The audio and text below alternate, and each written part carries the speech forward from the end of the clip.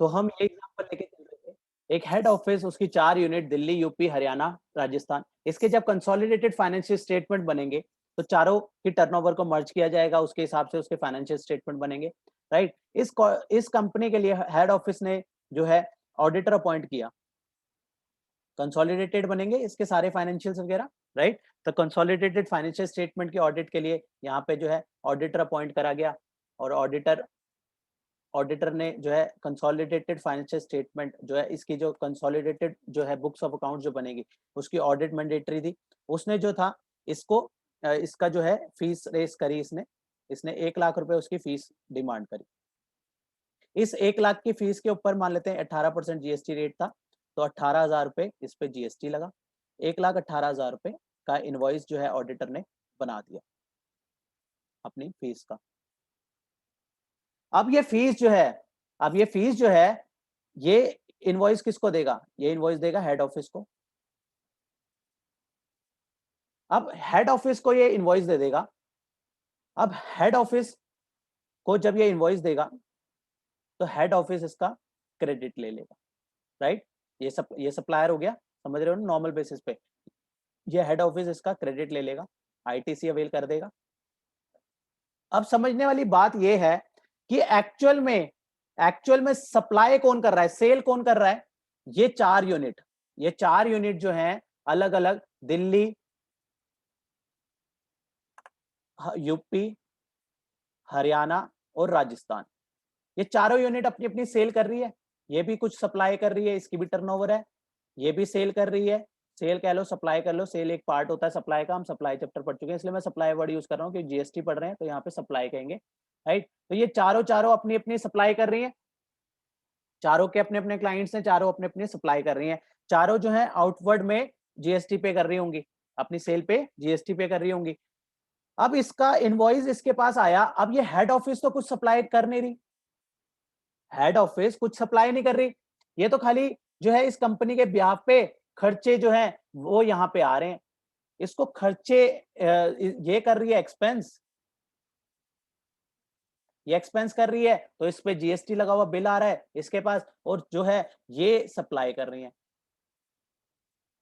जो ये इंडिविजुअल अपनी अपनी सप्लाई कर रही है, अपना अपना परचेज कर रही है, उसका तो ये क्रेडिट ले रहे होंगे, लेकिन यहाँ पे जो ये बिल आया, अब ये हेड ऑफिस तो कुछ सप्लाई कर नहीं रहा, ठीक है ना, हेड ऑफिस तो कुछ सेल नहीं कर रहा, इसकी तो चार चार इसने फैक्ट्री खोल ली, चारों अपने अपना काम कर रही हैं। तो ऐसे केसेस में क्या होगा, जो इसका 18,000 का इसको आईटीसी मिला, अब ये क्या करेगी, ये 18,000 के क्रेडिट का खुद तो इसकी आउटवर्ड टैक्सेबल लाइबिलिटी है ही नहीं कुछ, हेड ऑफिस की तो कोई सप्लाई है ही नहीं, सप्लाई किसकी है, इन चारों की सप्लाई है, तो लाइबिलिटी उनकी बन रही है, तो वहां पे आईटीसी उनको मिले, तो उनको तो फायदा है इसका, ये हेड ऑफिस आईटीसी रख के क्या करेगी? तो ऐसे केसेस में क्या होता है, ये इसका भी पैन सेम होगा, अभी हमने पैन की पहले भी ऑलरेडी बात कर ली कि सबका इनका स्टेट कोड आएगा, पैन जो भी इनका जीएसटीएन, इस तरीके से सारे जीएसटीएन होगा। तो ऐसे केसेस में क्या होगा, इनपुट सर्विस डिस्ट्रीब्यूटर का रोल आता है, हेड ऑफिस जो है अपने आप को एज अ आईएसडी की रजिस्ट्रेशन लेगा। जब हम रजिस्ट्रेशन करते हैं तो वहां पे अलग अलग ऑप्शंस आते हैं ना, तो वहां पे वो अपने अपने आप को बुक करेगा as a input service distributor, अपने आप को रजिस्टर करेगा। तो as a input service distributor जब वो अपने आप को रजिस्टर करेगा, तो वो उसके पास जो क्रेडिट पड़ा होगा, उस वो अपने क्रेडिट को जो है बाइफरगेट कर सकता है, चारों के ऊपर बाइफरगेट कर सकता है। ये सारी बातें कहाँ लिखी हैं? ये सारी बातें सेक्शन नंबर 20 में बताई गई हैं कि इनपुट सर्विस डिस्ट्रीब्यूटर के पास जो क्रेडिट होगा, वो किस तरीके से उसको जो है बाइफरगेट करेगा, किस तरीके से जो है अपने यूनिट्स को बाइफरगेट करेगा। लेकिन इनपुट सर्विस डिस्ट्रीब्यूटर अपने अंडर द सेम पैन होना चाहिए, ये कंपनी का जो पैन होगा वो चारों यूनिट के सेम पैन होंगे, वो अपना जो क्रेडिट है 18,000 का जो है यहाँ पे उसको फ्लो कर लेगा। वो किस तरीके से डिस्ट्रीब्यूट करेगा, अलग अलग वे हो सकते हैं। मान लो इसकी दिल्ली वाले की यूनिट टर्नओवर है, इसकी टर्नओवर जाती है 50 लाख रुपए की, इसकी यूपी वाले की टर्नओवर जो है यहाँ पे इसकी 10 लाख की टर्नओवर है, यहाँ पे इसकी हरियाणा वाले की 60 लाख की टर्नओवर है, मान लो इसकी जो है 45 लाख की टर्नओवर है, तो वो जो 18,000 रुपए जो जीएसटी उसने फ्लो करना है, वो जो है ये जो इनकी टर्नओवर है इसके बिहाफ पे वो उसको अलग प्रपोर्शनेट करके बांट देगा।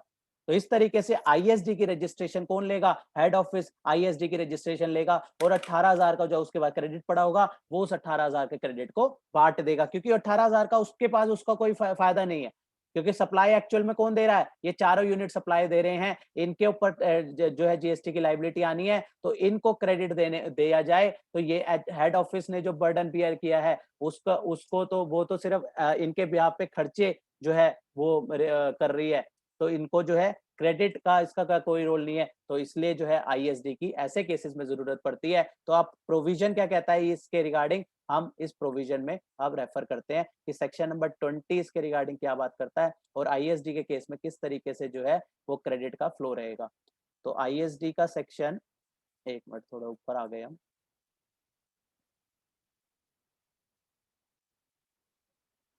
हाँ, तो ये बात करता है, कहता है manner of distribution of credit, किस तरीके से इस केसेस में क्रेडिट फ्लो करेगा। सेक्शन 20 का सबसेक्शन 1 कहता है ISD shall distribute the credit of central tax as central tax और इंटीग्रेटेड टैक्स। इस बात को समझना बहुत जरूरी है कि ये क्या कहना चाह रहा है कि आईएसडी, इसका हमें पर्पस अब समझ आ गया है, हमने इस चार्ट से ये पर्पस समझ आ गया कि आईएसडी का काम है अपने क्रेडिट को डिस्ट्रीब्यूट करना, लेकिन ये कहता है कि क्रेडिट, जो पहला वर्ड है input service distributor shall distribute the credit, यहां तक तो समझ आ रहा है कि इनपुट सर्विस डिस्ट्रीब्यूटर, मान लो मैं हेड ऑफिस हूं, मैं इनपुट सर्विस डिस्ट्रीब्यूटर हूं, मेरी 4 ब्रांचेस हैं, तो मेरा काम है डिस्ट्रीब्यूट करना, और मैं जो सेंट्रल टैक्स है, मतलब मेरे पास जो सीजीएसटी पड़ा है वो मैं ट्रांसफर कर सकता हूं एज सेंट्रल टैक्स और इंटीग्रेटेड टैक्स, मतलब मैं वो जो टैक्स जो मेरे पास सीजीएसटी पड़ा है वो मैं ट्रांसफर कर सकता हूं एज सीजीएसटी या फिर एज आईजीएसटी। क्यों एज सीजीएसटी और आईजीएसटी यहाँ पे कहा गया है कि सीजीएसटी और आईजीएसटी के तहत क्यों पे वो करेंगे, उसके पीछे भी लॉजिक है कि हेड ऑफिस भी तो किसी स्टेट में रजिस्टर्ड होगा, वो दिल्ली में हो सकता है, ये जो 4 यूनिट हमने बनाई वो इन चारों में हो सकता है, इससे बाहर किसी और स्टेट में हो सकता है, कहीं भी हो सकता है। मान लेते हैं कि वो दिल्ली में ही रजिस्टर्ड है, मान लेते हैं वो दिल्ली में ही रजिस्टर्ड है, उसके पास जो इनवॉइस आया था ऑडिटर का वो भी मान लो वो ऑडिटर भी दिल्ली में था, उसने सीजीएसटी एसजीएसटी लगा के इनवॉइस दे दिया आईएसडी को, तो अब मेरे पास मुझे क्या बांटना है, अब मेरे पास 9,000 का सीजीएसटी, 9,000 रुपए का एसजीएसटी पड़ा है, तो मुझे 9,000 का सीजीएसटी बांटना है, 9,000 का एसजीएसटी बांटना है, लेकिन मैं दिल्ली से दिल्ली वाली जो यूनिट है उसको तो सीजीएसटी एसजीएसटी बांट दूंगा, लेकिन मेरे पास पड़ा है सीजीएसटी एसजीएसटी, लेकिन मेरी हरियाणा वाले यूनिट को मैं कैसे बांटू सीजीएसटी एसजीएसटी, तो इसलिए वो कहता है कि ऐसे केसेस में सेंट्रल टैक्स जो आपके पास सीजीएसटी पड़ा है, आप उसको सीजीएसटी तो मतलब दिल्ली वाले को तो सीजीएसटी एज अ ट्रांसफर कर ही सकते हो, और आपको अगर आप दिल्ली, मान लो मैं दिल्ली में हूँ, ठीक है, मैं आईएसडी हूँ, दिल्ली में हूँ, मैं दिल्ली वाली जो मेरी ब्रांच है उसको तो मैं सीजीएसटी इजिली ट्रांसफर कर दूंगा, वो उस सेम स्टेट पे उसको क्रेडिट भी मिल जाएगा। अब मुझे हरियाणा वाले को भी क्रेडिट देना है, हरियाणा वाला कह रहा है भैया मुझे भी तो दो, राजस्थान वाला कह रहा है मुझे भी तो दो, यूपी वाला कह रहा है मुझे भी तो दो, मैं कहूंगा भैया मेरे पास सीजीएसटी पड़ा है, मैं कैसे तुझे ट्रांसफर करूं, मेरा इंटर स्टेट का चक्कर पड़ता है, तेरे को आईजीएसटी तो वो करूंगा, तो यहाँ पे कि उसको सीजीएसटी ही ट्रांसफर होगा, लेकिन सीजीएसटी ट्रांसफर होगा एज आईजीएसटी, यही यहाँ पे बात करी गई है कि सेंट्रल टैक्स का ही ट्रांसफर होगा, लेकिन सेंट्रल टैक्स का अगर सेम उस पे ही होना है तो सेम सेंट्रल टैक्स का सेंट्रल टैक्स में ही ट्रांसफर हो जाएगा, लेकिन अगर हमें दूसरा स्टेट का चक्कर है तो हम सेंट्रल टैक्स को एज अ इंटीग्रेटेड टैक्स भी जो है डिस्ट्रीब्यूट कर सकते हैं, मतलब हमने सीजीएसटी को डिस्ट्रीब्यूट किया एज सीजीएसटी को डिस्ट्रीब्यूट किया एज आईजीएसटी, यहाँ पे हमने सीजीएसटी को as as a CGST distribute किया, यहाँ पे हमने सीजीएसटी को एज आईजीएसटी डिस्ट्रीब्यूट किया। तो ऐसे ही इसी तरीके का प्रोविजन जो है एसजीएसटी एक्ट में भी लिखा होगा और वहां पे भी एसजीएसटी यही कहेगा कि मैं अपना एसजीएसटी, मतलब दिल्ली वाला जो मेरे पास 9,000 रुपए का एसजीएसटी पड़ा है, वहां पे वो एसजीएसटी एक्ट मुझे दिल्ली का अलाउ करेगा कि मैं दिल्ली वाले को एसजीएसटी भी ट्रांसफर कर सकता हूँ और मैं आईजीएसटी भी ट्रांसफर कर सकता हूँ, अपना एसजीएसटी, अपना दिल्ली का एसजीएसटी एज आईजीएसटी ट्रांसफर करूंगा, तो इस तरीके से जो है वहां पे डिस्ट्रीब्यूशन रहेगी। और यहाँ पे कहता है integrated tax as integrated tax, IGST से आईजीएसटी ट्रांसफर करना है, वो मेरे पास मान लो जो ऑडिटर का बिल आया था वो ऑडिटर असम का था, तो असम वाला ऑडिटर मुझे दिल्ली में क्या बिल लगा के देगा, आईजीएसटी लगा के देगा, तो मुझे मैं आईजीएसटी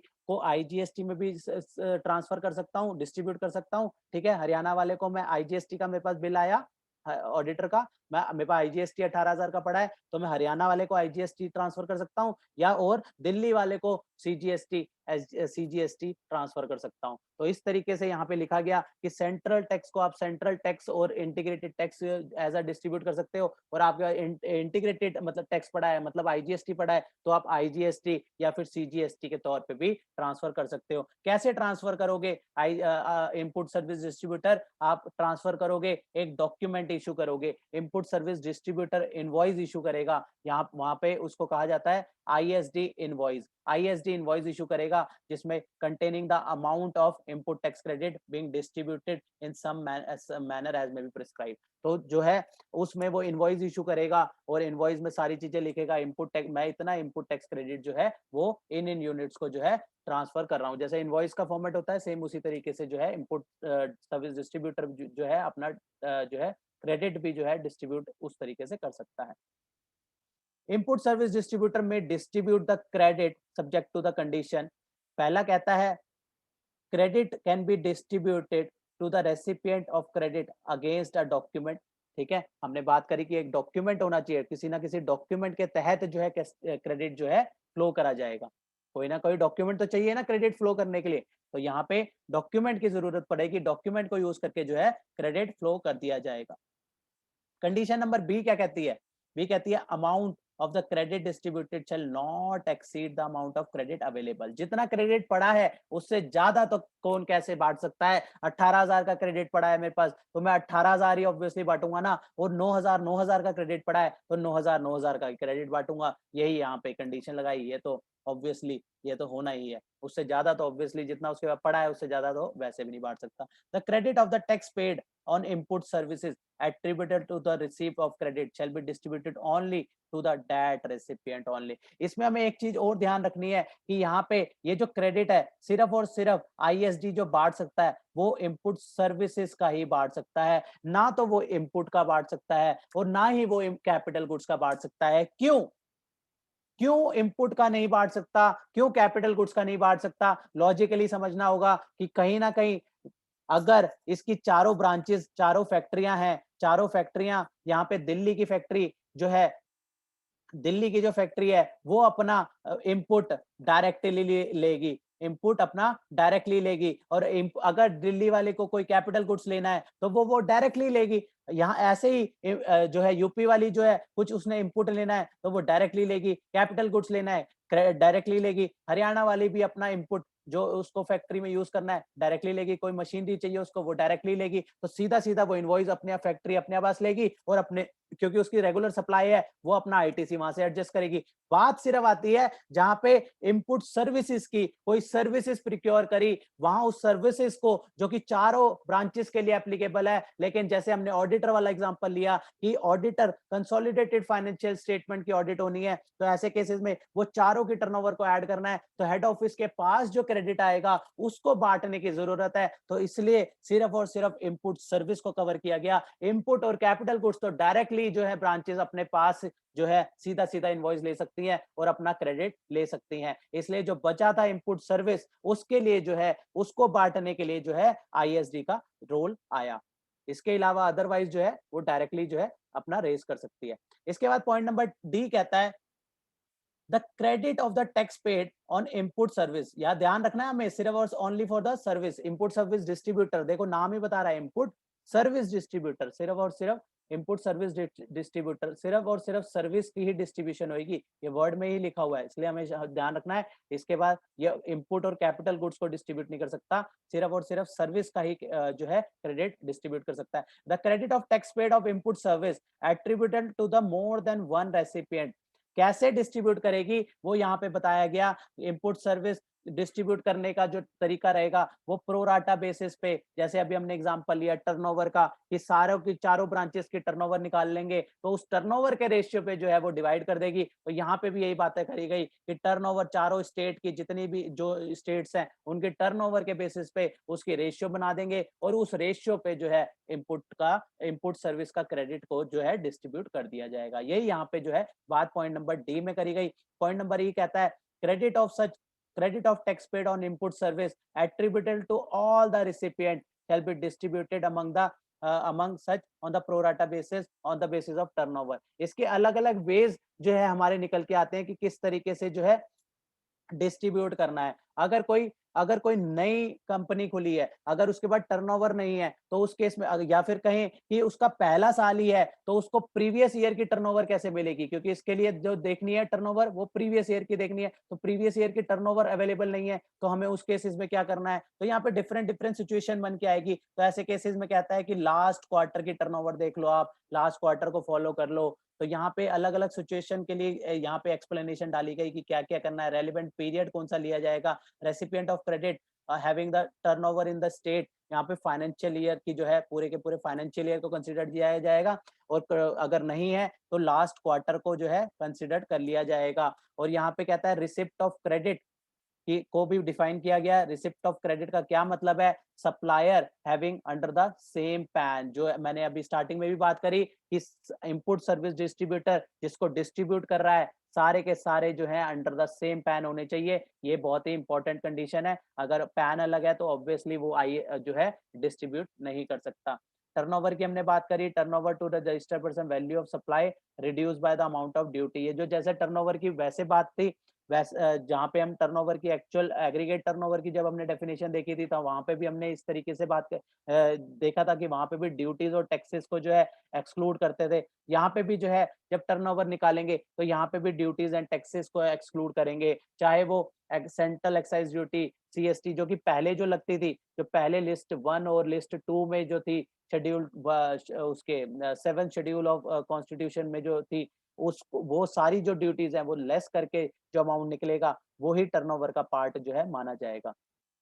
इसको अगर कंसाइज करें तो हमने ये बात देखी कि क्रेडिट और सीजीएसटी का पड़ा है, तो हम उसको कैसे बांट सकते हैं? हम उस क्रेडिट को बांट सकते हैं सीजीएसटी और आईजीएसटी। हमने एग्जांपल भी लेके चले थे ना, सीजीएसटी एसजीएसटी पड़ा था मेरे पास, तो मैं दिल्ली में बैठा हूँ और दिल्ली का ही मुझे ऑडिटर भी दिल्ली का है, तो ऐसे केसेस में C+S का इनवॉइस आया, तो मैंने उस हर दिल्ली वाले को भी सीजीएसटी बांट दिया, और हरियाणा वाले को उस सीजीएसटी की जगह तो क्या बांटेंगे? उसको आईजीएसटी बांटेंगे। और अगर आईजीएसटी पड़ा है तो एज अ आईजीएसटी या फिर सीजीएसटी बांटेंगे। और अगर एसजीएसटी पड़ा है तो उसको हम एसजीएसटी का कैसे बांटेंगे? अगर सेम उसमें है तो एसजीएसटी बांट देंगे, अदरवाइज डिफरेंट स्टेट में है तो उस एसजीएसटी को एज अ आईजीएसटी बांट देंगे। यही सारी बातें इस चार्ट फॉर्म में भी बताई गई है कि उसको कैसे किस तरीके से जो है फ्लो करना है। सीजीएसटी एसजीएसटी का फ्लो किस तरीके से रहेगा कि सीजीएसटी और अगर आईजीएसटी है तो उसको आईजीएसटी और सीजीएसटी बांटना है। तो यहाँ पे इस जो जो भी उसके पास क्रेडिट है और वो किस पे बांट रहा है, उसकी स्टेट पे डिपेंड करेगा।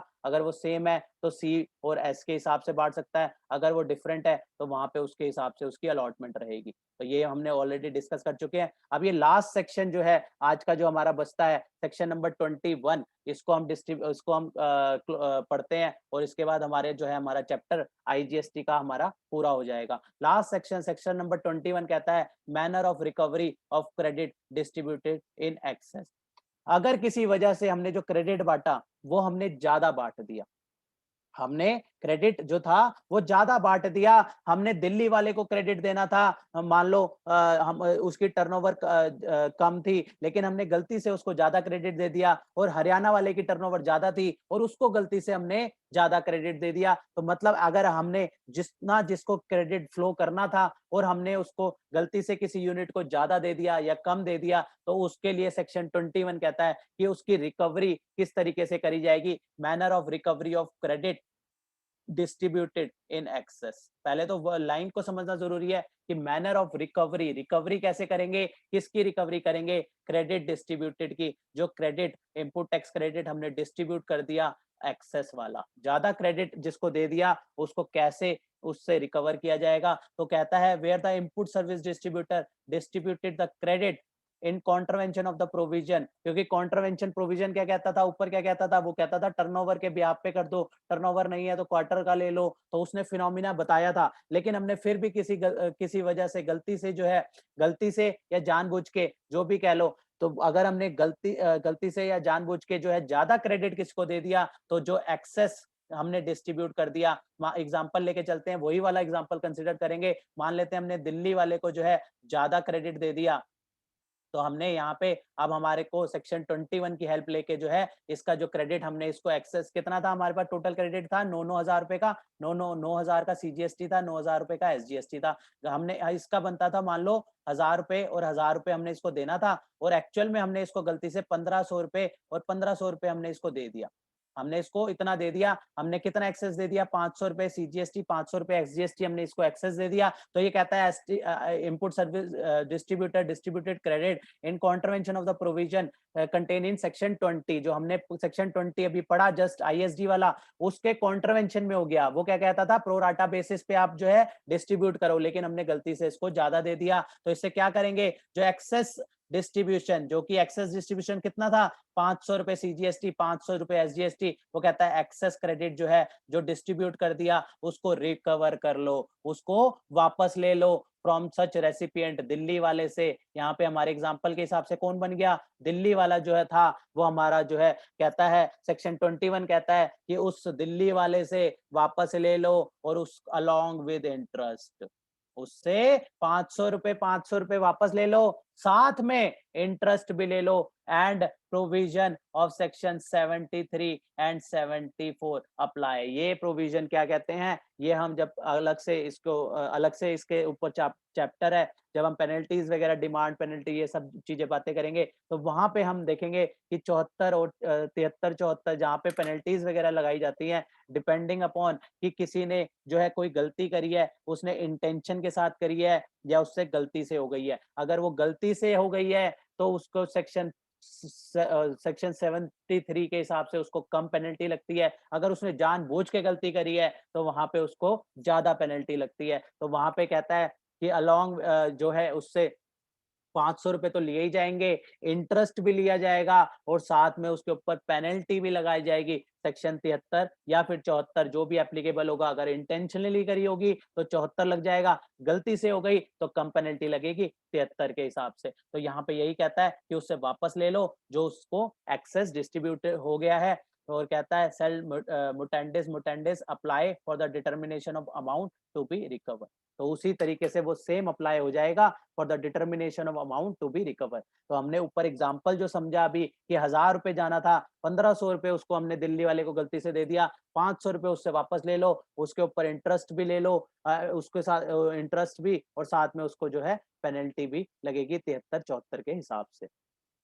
राइट तो इस ये जो है हमारा ट्रीटमेंट रहता है सेक्शन 20 और 21 का आईएसडी के रिगार्डिंग। सेक्शन 19 में हमने जॉब वर्क के बारे में पढ़ा और सेक्शन 18 जो हमने स्टार्टिंग में कवर किया उसमें हमने अलग अलग सिचुएशंस देखी जहां पे हमने मेनली सेक्शन 18 सब सेक्शन 1 में 4 सिचुएशन जो देखी। जहां पे पहली सिचुएशन थी कि जहां पे उसके लिए मैंडेटरी रजिस्ट्रेशन थी, तो मैंडेटरी रजिस्ट्रेशन होने से पहले का वाला दिन देखेंगे, उस दिन में देखेंगे उसके पास कितना इनपुट पड़ा है, उसका क्रेडिट उसको अलाउ हो जाएगा। सेकंड में देखिए अगर वॉलंटरी रजिस्ट्रेशन ले ली है तो उससे उससे भी एक दिन पहले में आईटीसी जो अलाउ पड़ा होगा अलाउ कर देंगे। उसके बाद तीसरी सिचुएशन देखी जहां पे जो है वो नॉर्मल से सॉरी कंपोजिशन डीलर से नॉर्मल डीलर बन गया, तो नॉर्मल डीलर जो है जैसे ही बन गया तो इसको आईटीसी अलाउ करना था, तो इसको आईटीसी जो है एक दिन पहले देखो कौन सा देखो इनपुट का भी मिलेगा कैपिटल गुड्स का भी मिलेगा। और चौथे केस में हमने देखा था जहां पे एग्जेम्प्टेड गुड टैक्सेबल बन गए थे, जहां पे एग्जेम्प्टेड गुड टैक्सेबल बन गए थे वहां पे भी जो है क्रेडिट मिलेगा। किसका मिलेगा इनपुट का भी मिलेगा कैपिटल गुड्स का भी मिलेगा। और फिर हमने बाद में सिचुएशन में देखा कि इसकी रिवर्स सिचुएशन होगी तो कैसे किस तरीके से उसके क्रेडिट को वापस ले लिया जाएगा रिड्यूस बेसिस पे। राइट तो आज हमने जो है सेक्शन नंबर 18 19 20 और 21 जो है कवर करे और इसी के साथ हमारा जो है ये वाला सेक्शन ये वाला चैप्टर इनपुट टैक्स क्रेडिट आज हमारा पूरा होता है। नेक्स्ट डिस्कशन में हम अगला चैप्टर हमारा जो अगला चैप्टर बनता है रजिस्ट्रेशन का वो शुरू करेंगे।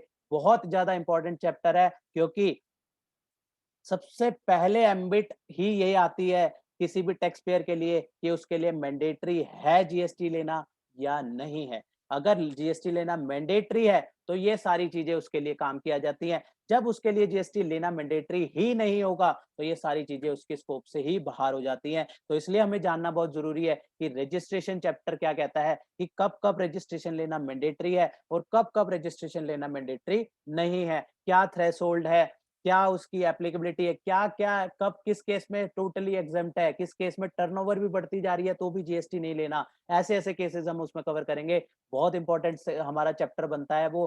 तो नेक्स्ट पार्ट में अब हम शुरू करते हैं चैप्टर नंबर रजिस्ट्रेशन।